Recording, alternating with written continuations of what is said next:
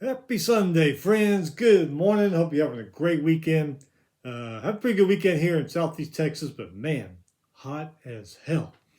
We were going to do this show on Thursday or Friday, but things with work wasn't possible. Uh, it's always true what they say, work gets in the way of your life. It did. So we're doing the show today. SEC preview. Got a lot of teams to go over. Also got a lot of news to go over. But hey, you know what the good news is? Game week. We are finally here. First week in the college football next Saturday. We'll be going over those games later in the week, but only a few games, but some interesting ones. So, like I said, later in the week, we'll go over those. Let's go over this now. We've got lots of news to get to.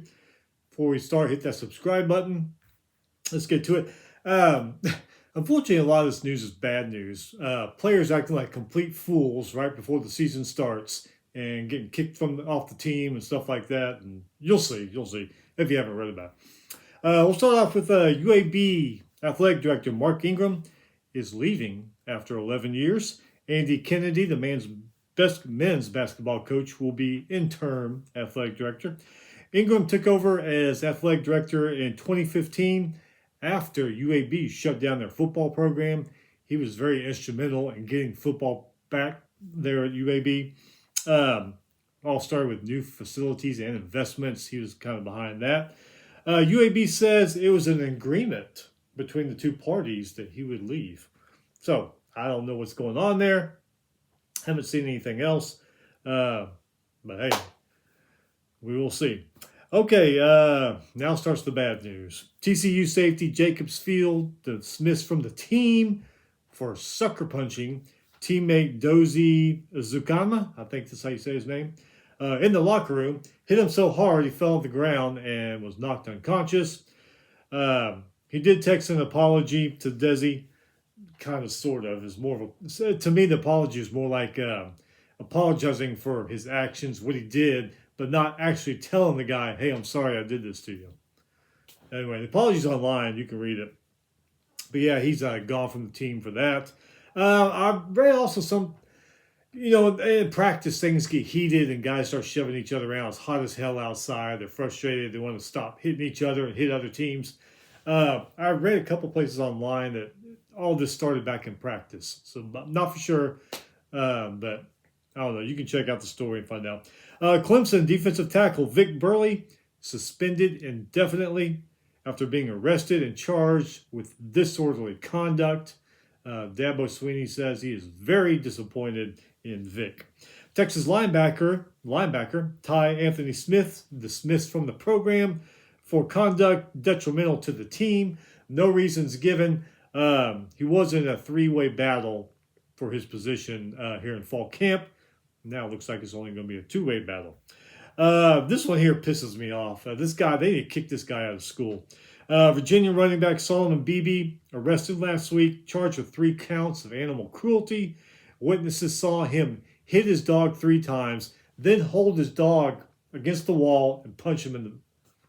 Yeah, kick that piece of crap out of the school. Former Florida State quarterback Tommy Castellanos, this isn't bad news, interest transfer portal, looking for his 5th-year eligibility. Texas Tech may be his destination.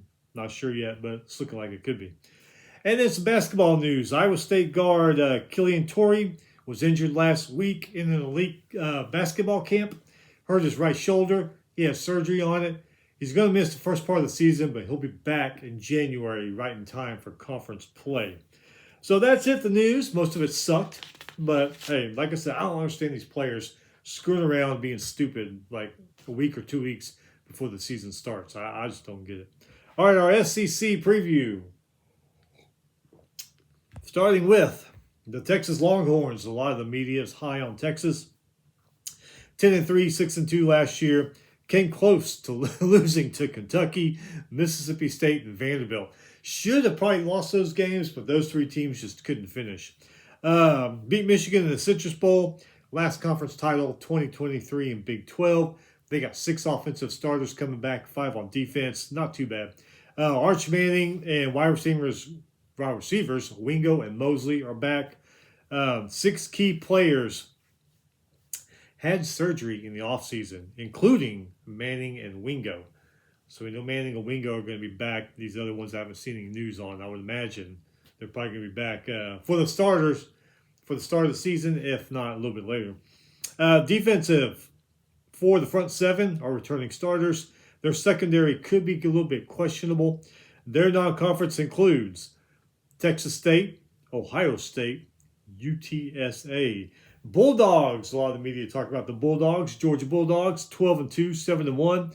Lost to Alabama by 3, but beat them in the SEC championship game. Lost in the CFP quarterfinals to Ole Miss. Last time they didn't go to a bowl was 1996. Wow. 6 offensive starters coming back, 8 on defense, plus the kicker, not too damn bad. Stockton back at quarterback, Frazier back at running back. But wide receivers, they are kind of a young group. Defense has lots of experience back, but need to find more ways to create pressure. Only averaged 1.4 sacks a game last year. That's crazy. 20 total sacks for that defense all of last year. That's kind of nuts. Non-conference, Tennessee State, West Virginia, and then, Western Kentucky. Western Kentucky, not West Virginia. And then their rival, or one of their rivals, Georgia Tech. LSU Tigers, a lot of people talk about them. I'm an Aggie fan first, LSU second. I would be happy. They don't need a national championship in my eyes. They don't need an SEC championship. Just get to, 9, 10 wins. 8, 9, even 8 wins. 8, 9, 10 wins. As a secondary LSU fan, I'd be happy. Of course, you got big-time LSU fans like my wife, who's national championship or nothing. Anyway, 7-5, 3-5 last year. 5-1 at one point. Looking good. Lost 3 in a row. Lost to Houston in the Texas Bowl. Last conference title, 2019, that national championship year. 2 returning starters on offense coming back. 3 on defense. However, quarterback Sam Leavitt does come from Arizona State.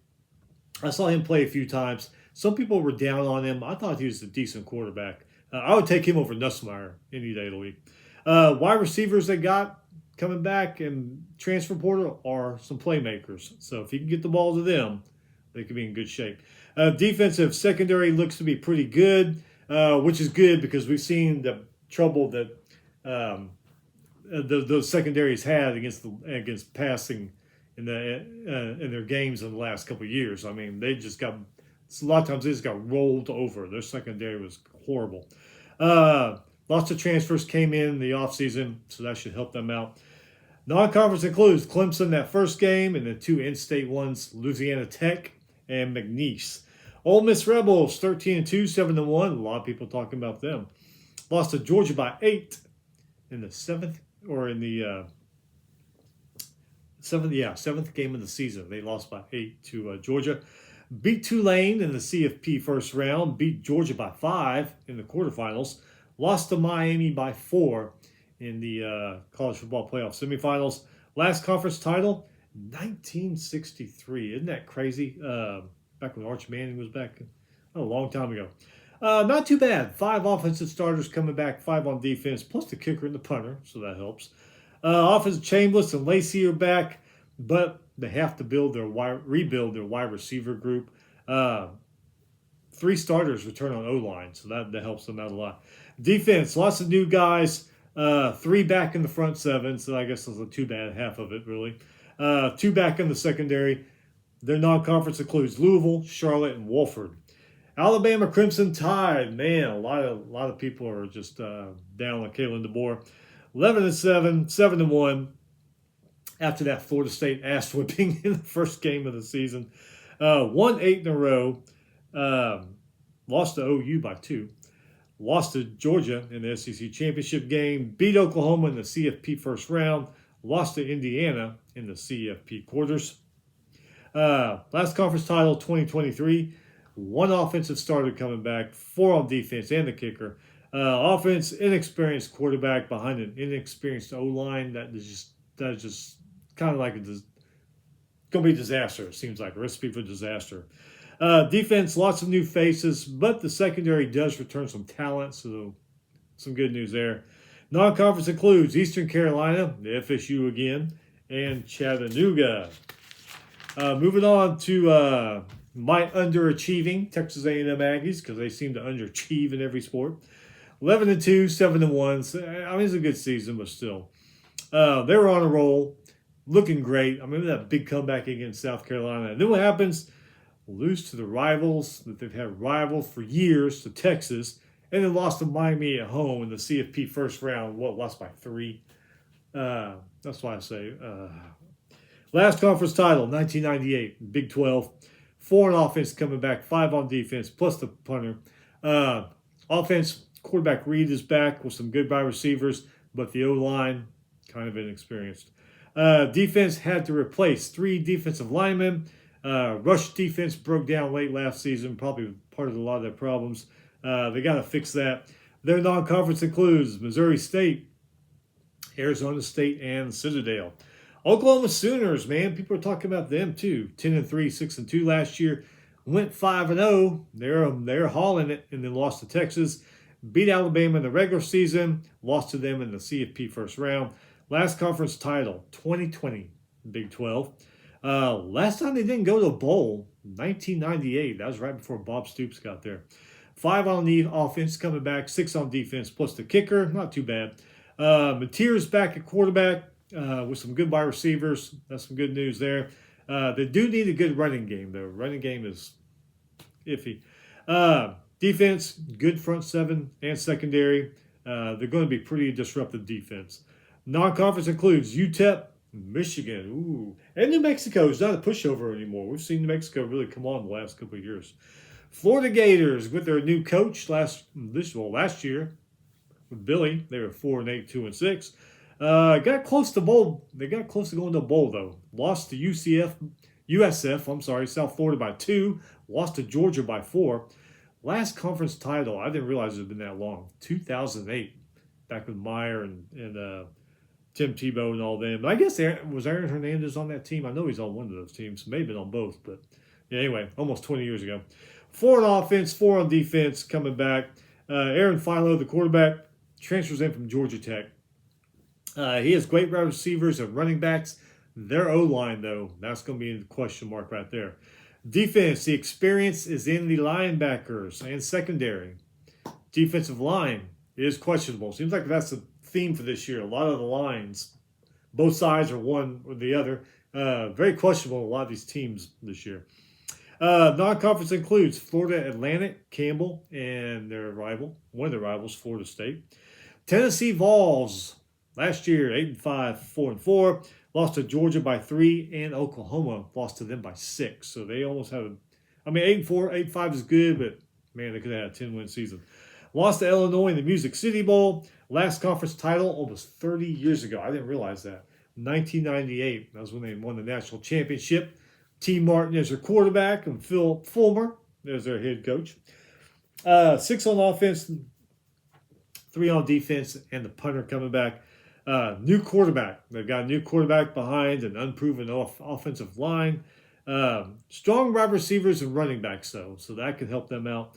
And tight end. Their tight ends aren't too bad. Defense, good linebacking core and secondary.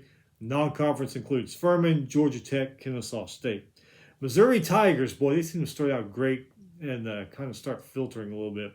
They don't do totally crash like Maryland does, but they kind of fall off. 8-5, 4-4, went 5-0 last year. Then they lost to Alabama, but only by 3. So they could easily start off 6-0. Lost to Virginia in the Gator Bowl. Last conference title, 1969 in the old Big 8 conference. 5 on offense coming back in the kicker. That's it. Quarterback Austin Simmons comes in from Ole Miss. Comes in from Ole Miss. They do have a pretty good veteran O-line that knows what they're doing. Hardy, one of the best running backs in the country. He's coming back. Defense, a lot to replace. But linebacker Nicholas Rodriguez, he's coming back. He played in the Gator Bowl. He had 16 tackles in that Gator Bowl. Non-conference includes Arkansas, Pine Bluff, Kansas, and Troy. Vanderbilt, they're gonna start going their new era without Diego and his mother. 10-6, 6-2 last year. They went 5-0 before losing to Alabama. Lost to Iowa in the Reliant Quest Bowl. Last conference title. Anybody? Anybody? 1923 in the old Southern Conference. Whew, man, that's a long time. 5 on offense, 5 on defense, and a kicker coming back. So that's not too bad. From, like I said, Pavia and his mother, they're long gone. They say it's going to be a two-way quarterback battle right now in fall camp. They may have already picked one. Their offensive line should be pretty good. Defense, 3 returning starters in the front 7, so almost half, basically half, so that's not too bad. They did bring in some good transfers, so we'll see what happens there. Non-conference includes Austin Peay, Delaware, and North Carolina State, who's not too bad. They ain't great, but they ain't too bad. All right, continuing on, Auburn. Some people are saying making noise about Auburn. Might be an interesting year to watch Auburn. 5-7, 1-7 last year. Started 3-0, lost the next 4. Losses last year were by 10 points or less. So they were there. They just weren't finishing. Last conference title, 2013. 1 offensive starter returning. 3 defensive starters returning. Kicker and a punter. New head coach Alex Golosh brought coaches and quarterback Byron Brown. So that's good news for them with him from South Florida. Wide receivers and running backs, they're not too bad. They look pretty good. Defense, linebacker Xavier Atkins returns, but he's going to need some help from these other defensive players to get the job done. Non-conference includes Baylor again, Southern Miss, and Samford. Kentucky Wildcats, 5-7, 2-6, almost beat Texas. Last conference title, 1976, the year of the bicentennial of America. 1 on offense coming back, 4 on defense, and the kicker. Notre Dame quarterback Kenny Minchie, he transferred in. So we'll see if he can help them. Their tight ends look pretty good. Everything else on offense. Defense, front 7, got experience. They look to be pretty good. 14 defensive transfers were brought in for the Kentucky defense. We'll see how they work out. Non-conference includes Youngstown State, South Alabama, and Louisville. South Carolina Gamecocks. This is probably going to be do or die for Shane Beamer, which kind of sucks. I like Shane Beamer. 4-8, 1-7, went on a 5-game losing streak. 4 losses last year, though, were by 10 points or less. So a lot of those games, they were in there. Last conference title, 1969. Can you guess what conference? ACC. Yes, they used to be in the ACC years ago. 5 on offense, 5 on defense, and the punter coming back. So not too bad. Sellers is back, but he needs to improve over last year. He kind of fell off a little bit last year. But he's got a rebuilt offensive line. So that could be good or that could be bad. Defensive end, Dylan Stewart returns, as does starting linebackers Johnson and Okorono. I think that's how you say it. All 3 of those guys had 125 tackles combined last season. Non-conference includes Kent State, Towson, and their rival Clemson. Mississippi State Bulldogs, 5-7, 1-7, started 4-0, lost the next 4. Last conference title. World War II was fixing to start for America. 1941. 2 on offense, 4 on defense, kicker and a punter. Quarterback Kamari Taylor is back. He's got good wide receivers, but that guy's got to be more accurate than he was last year. Defensive end Will Whiston returns from injury.